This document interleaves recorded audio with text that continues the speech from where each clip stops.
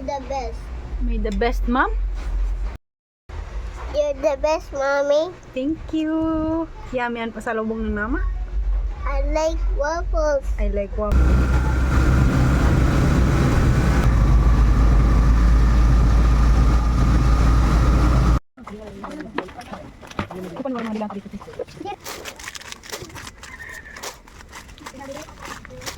May dumi po rin mo.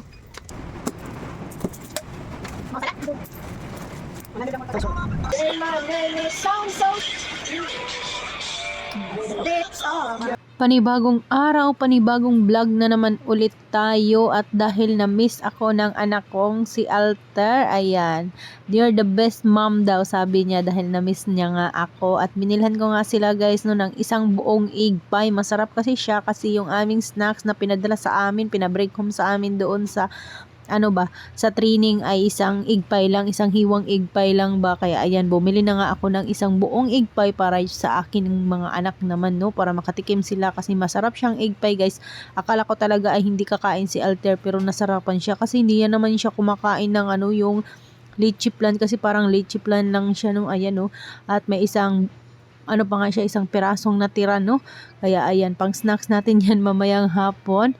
At ito na nga, dahil hapon na, maningil muna tayo at mag-grocery na rin ako dahil 2 days silang hindi nag-grocery at napakarami ng kulang dito sa aking tindahan. At talaga naman pag 2 araw ka na wala dito sa bahay natin ay nako, asahan mo nang napakagulo ng ating tindahan, pati yung bahay guys no, ay nako parang walang nakatira. Kaya kaninang umaga pa lang ay nagbubunga nga na talaga ako at hindi ako ginanahan mag-video-video. Dahil nga bunga nga ako ng bunga nga sa kanila dahil nga napakadumi ng bahay namin tapos yung ating tindahan ay wala ng laman at napakadumi din. Kaya ayun, nagumpisa na nga akong naglinis kanina sa aking tindahan para ay hindi ko na naalala na mag-video-video no.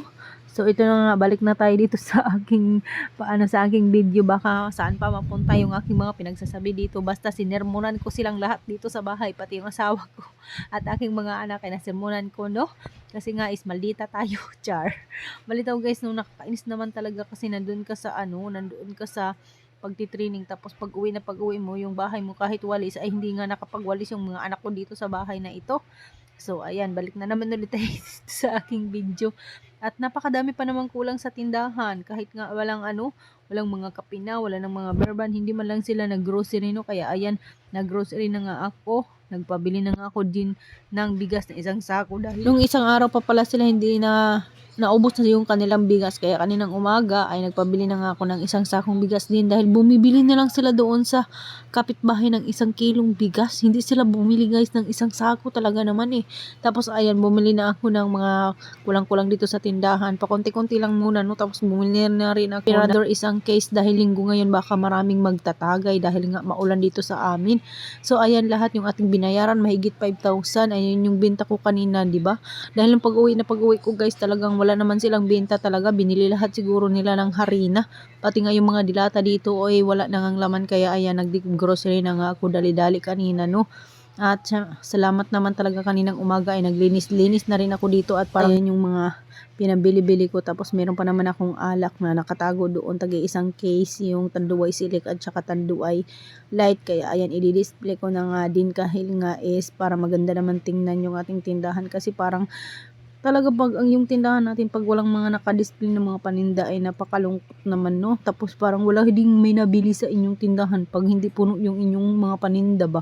Hindi kaya-ayang tingnan.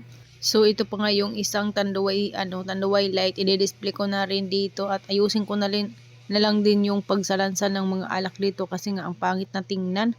Kaya ayan, para magumanda-ganda naman yung ating mga yung ating mga alak ba tingnan. Ayan oh.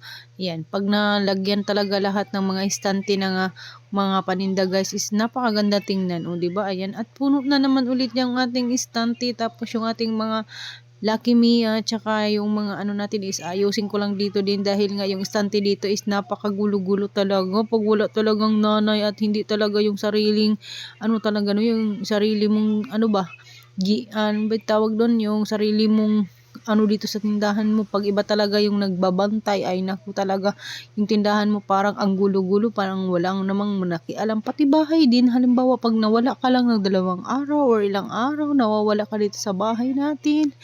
Ay naku, napakagulo at napakadumi.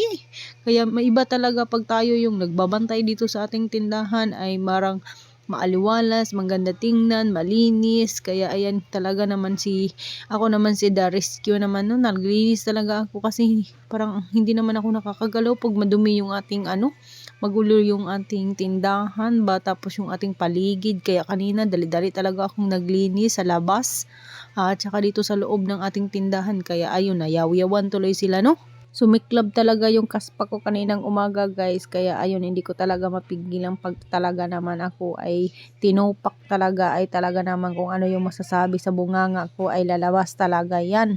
So ayan na nga ang aking yung snack na natira ng mga bata, may 1 piraso pa naman, kaya ayan, kinain na nga namin. So ayan, sinusubuan ko rin yan si Ate Drone Bidyan, kaso lang ayaw niya na dahil nga maliit na lang daw, pero kanina kinain niya rin no, kasi nasarapan din siya guys, napakasarap at napakalambot naman talaga, para siyang leche flan. O diba, pati rin si Alter napakain din ng ng egg pie na iyan. So ayan na nga yung aking mga anak, nagtipon-tipon na kami dito. Nandito si Kuya Dretz dahil sinisingil niya yung mga minasahan niya, at niipon ko nga rin yung mga minasahan niya guys no. So ayan, nandito yung 4 kong anak, yung aking panganay, pangalawa, pangatlo at tsaka yung aking bunso. O siya guys, hanggang dito na lang muna yung ating video. Thank you for watching. God bless us all. At paki-like at paki-share na rin ang ating video kung nagustuhan nyo. Bye-bye!